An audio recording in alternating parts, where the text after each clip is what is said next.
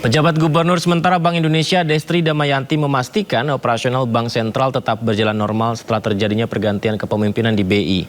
BI akan terus fokus menjaga stabilitas nilai tukar rupiah, memelihara kelancaran sistem pembayaran, serta menjaga stabilitas sistem keuangan.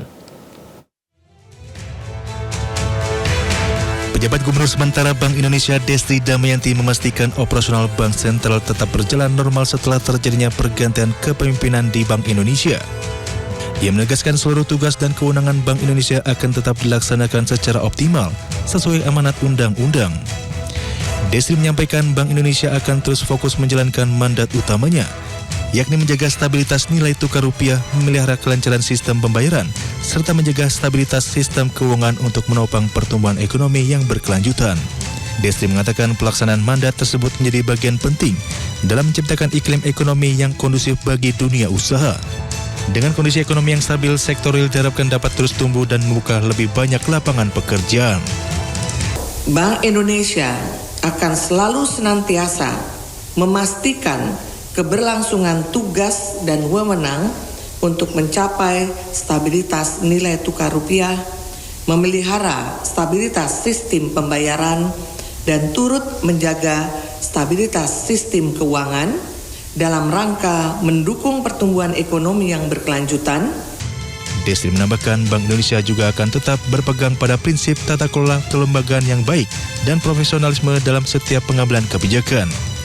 Selain menjaga independensi, Bank Indonesia akan terus memperkuat koordinasi dengan pemerintah agar kebijakan moneter, sistem pembayaran, dan stabilitas sistem keuangan dapat saling mendukung dalam menjaga ketahanan ekonomi nasional. Pemirsa, Kepala Badan Gizi Nasional BGN Sudaryono mengumumkan pihaknya memberhentikan ratusan pegawai dalam upaya bersih-bersih di tubuh internalnya guna memperbaiki tata kelola MBG.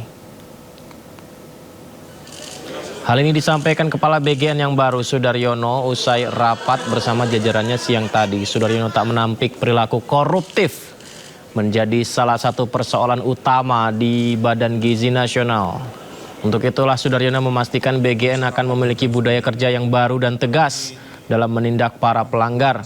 Salah satu langkah nyata yang diambil adalah oleh Kepala BGN memberhentikan 261 pegawai yang diduga bermasalah. Bagaimana setiap hari Senin kami melakukan. Dan Ibu semua yang saya hormati, per hari ini tanggal 27 Juli 2026 kami mencoba untuk bersih-bersih. Kami mencoba untuk kemudian yang melanggar kami berikan sanksi, dan hari ini kami beri pengumuman bahwa per hari ini kami telah memberhentikan 261 pegawai non ASN ya, yang terdiri dari 2.224 pegawai non ASN dan 37 tenaga ahli. Pegawai non ASN ini diberhentikan salah satu dan paling besar adalah karena diduga adanya pelanggaran, tidak disiplin, dan lain-lain. Selanjutnya, proses hukum. Ini aturannya mana sih? Udah nggak usah deh, kalau nggak bisa di zoom gitu nggak usah. Ya, di ini aja. Semua di zoom, nah itu aja. Nah, nggak bisa. Selanjutnya kami telah memproses. Ada temuan 9 melakukan pelanggaran berat atau disiplin berat. Ini adalah ASN dan P3K, dan besar kemungkinan yang bersangkutan akan kami proses pemecatan.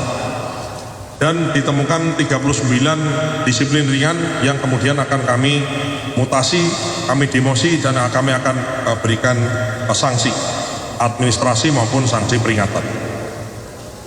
Selain itu, kami telah menemukan ada 883 dapur yang kami suspend per hari ini, yang terdiri dari 98 di wilayah 1 wilayah Sumatera, 311 di wilayah Jawa dan Madura, dan wilayah 3 424 dengan total sebagaimana di layar 833.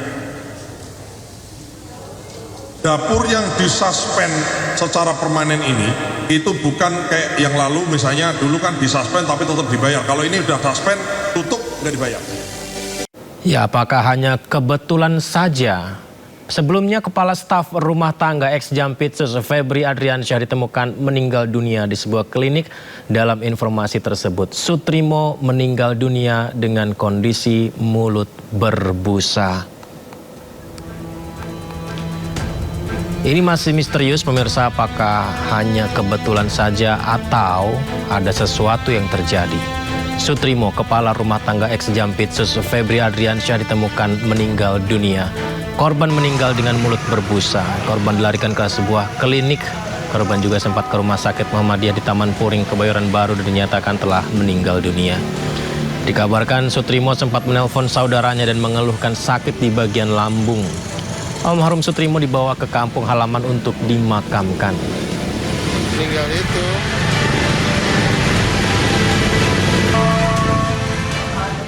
Pasca beredarnya informasi kematian Kepala Urusan Rumah Tangga Febri Adriansyah dengan dugaan tak wajar, polisi mendatangi klinik Morden di kawasan Kebayoran Baru, Jakarta pada Minggu malam.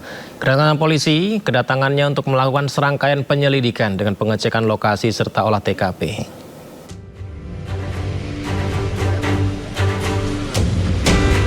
Tim Inafis Polda Metro Jaya mendatangi klinik Morden di kawasan Kebayoran Baru, Jakarta Selatan. Lokasi meninggalnya Sutrimo, Kepala Urusan Rumah Tangga mantan Jampitsus Febri Adriansyah.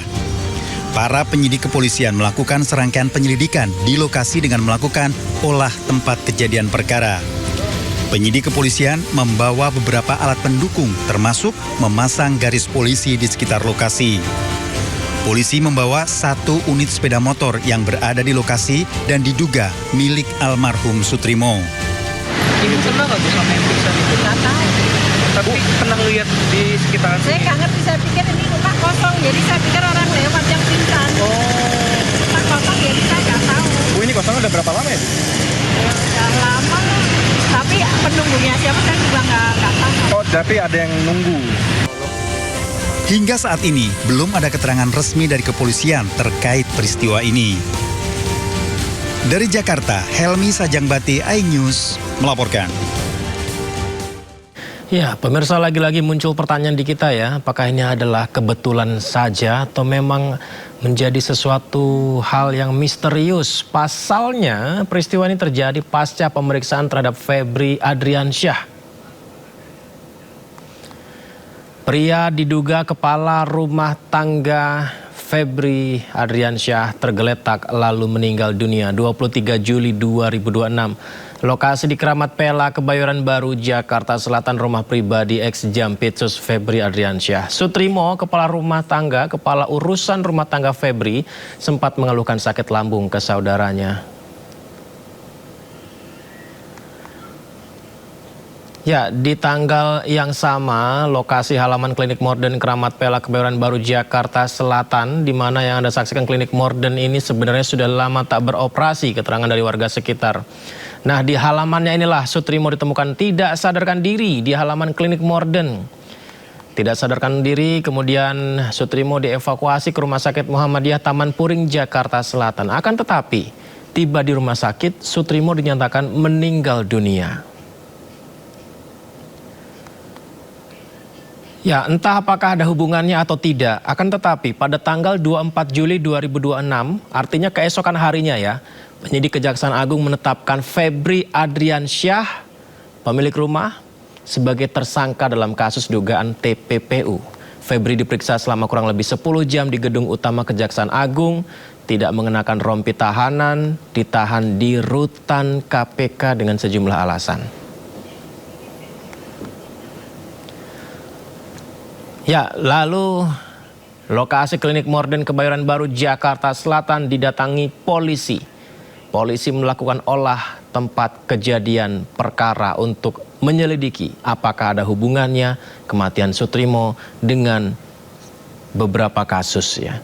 Di mana barang bukti yang diamankan diantaranya kotak hitam, bantal spray berwarna hijau, 1 unit sepeda motor diduga milik almarhum dan sejumlah barang lainnya.